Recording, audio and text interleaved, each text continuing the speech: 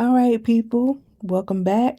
I am Mila, the Mindset Coach, and this is another episode of the Sabotage Files. And today we are going to talk about chronic procrastination, why you wait until the last minute.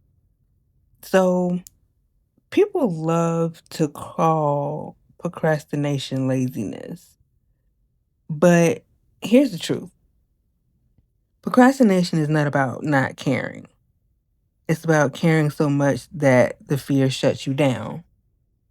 Okay, so let's get honest about procrastination. You've got something important to do: a paper, a presentation, a business plan, even a simple phone call. You know what needs to be done. You even know how to do it. But instead, you clean your kitchen or you scroll or you reorganize your desk for the fifth time. You wait until the last possible minute, then you scramble like your life depends on it. And afterwards, you tell yourself, I just work better under pressure. But do you really? Or is that the story that you just keep telling yourself to justify a habit that's draining you? I know that I do that myself when it comes to a deadline for an article that I might have to write, or, even when it just comes down to something like cleaning my room. Okay, I will put myself on a deadline and wait until like an hour before I have to do it. And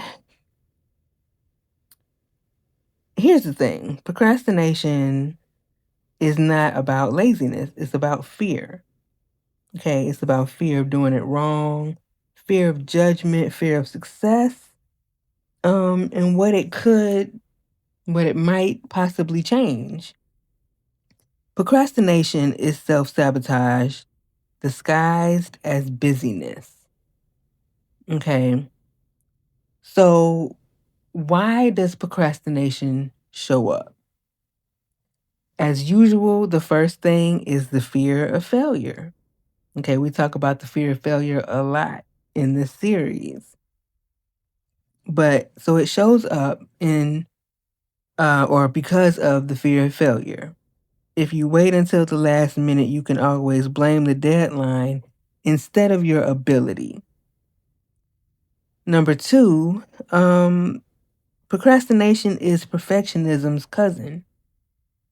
If I can't do it perfectly right now, I'll delay until I feel more capable. Third reason, overwhelm. Breaking tasks into smaller steps feels too hard, so you avoid all of the steps altogether. And then lastly, control. Putting it off gives you the illusion that you're choosing, even though time is choosing for you. So, as I do every week, here's a story.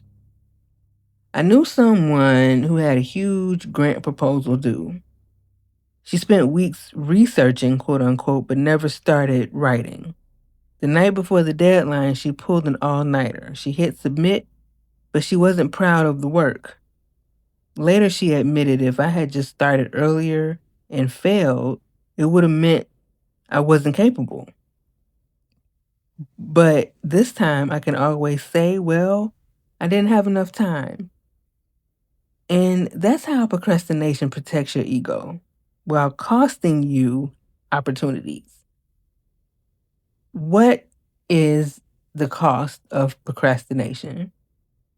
Well, there are actually four costs: increased anxiety and stress, work that doesn't reflect your true ability, a cycle of guilt, shame, and more avoidance, and a lost trust in yourself because you keep proving that you can't follow through. So, what are some strategies to break the habit of procrastination? Number one and we did say this a little bit earlier, shrink the task. Instead of write the whole paper, start with open the doc and write one sentence. Small wins really do build momentum. You really can break it down into steps. Okay. Number 2, use the 5-minute rule. Tell yourself, I'll just do this for 5 minutes. And then oftentimes what you'll find is starting is the hardest part, because once you begin, you keep going. You build momentum, right?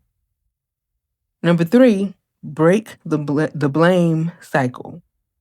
Stop telling yourself that you're lazy. Reframe it as I am avoiding discomfort. That's something that you can actually address.